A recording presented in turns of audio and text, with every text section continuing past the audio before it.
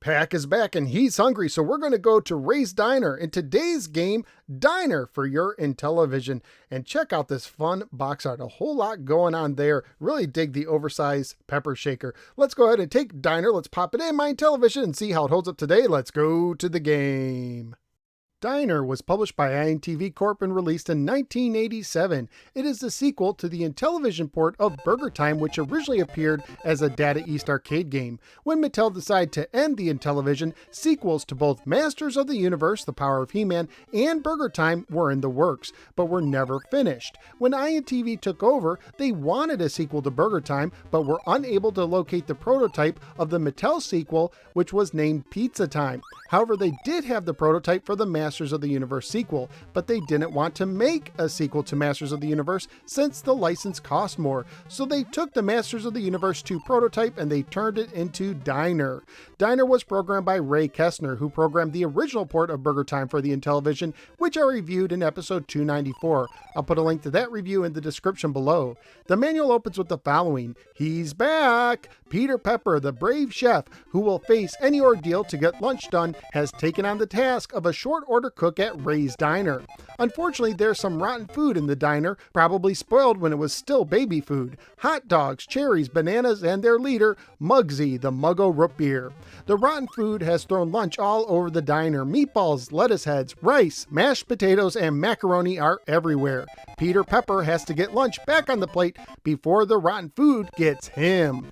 Diner's an arcade-style game for 1 or 2 players alternating with 4 modes of difficulty, with 1 being the easiest and 4 being the hardest. Similar to the other new INTV releases, the game did not come with an overlay, but in this case the controls are fairly simple to grab hold of. You move Peter Pepper with the disc and you shake one of your limited peppers in the direction you are facing to stun enemies with the side buttons.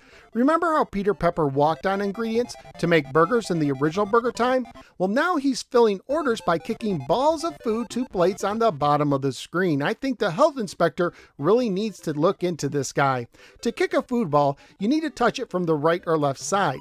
After kicking one, you will freeze for a moment, making yourself vulnerable to nearby enemies. But food balls will also squish enemies they roll over, although those enemies will resurrect on the same spot after a brief period of time. Food balls typically take a few kicks to reach a plate on the bottom. And while one is rolling, you cannot kick another one until the rolling stops. From time to time, side orders such as coffee or sundaes will appear. Touching one will get you points and an extra pepper. Once you get all the plates filled, you move on to the next, more difficult level, which will possibly contain new enemies, moving floors, or opening and closing gaps that can be deadly. After every 4 levels, you will enter a bonus round where you can catch descending food balls for 1,000 points each. However, you can still lose a life in this round by falling in an opening gap or by touching a flashing food ball, which will also end the bonus round. According to the manual, by picking up side orders, you can increase the number of food balls appearing in the bonus round.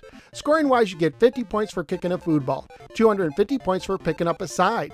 When a food ball rolls over one food enemy, you get 500 points. You get 1,000 points if the same ball rolls over a second enemy, 2,000 points for the third enemy, 4,000 points for the fourth enemy, and 8,000 points for the fifth enemy if it's done by the same food ball. You earn an extra life every 20,000 points. Graphically speaking, I think this is a nice looking game with a cool 3D look and a good variety of enemies. I especially liked how the food balls get faces when they roll. Sound and music wise, the game does a pretty good job, as the music does sound like it fits in a Burgertime game. I just wish it didn't have to stop when other sounds happened. Family friendly wise, the game would most likely get an E for everyone rating it for release today. Currently at pricecharting.com, the game has a value of $43 loose, $96 complete, and $193 new. So what do I think of Diner on the Intellivision? This is a fun follow-up to Burgertime. When I started the game, it did take me a while to get used to how the kicking mechanic worked. You really have to approach the food balls from the side. Just contacting them might not work. You also have to wait for the food balls to stop to kick other food balls, which I wish wasn't the case. And I really had to learn to stay away from where the food is when it's rolled over.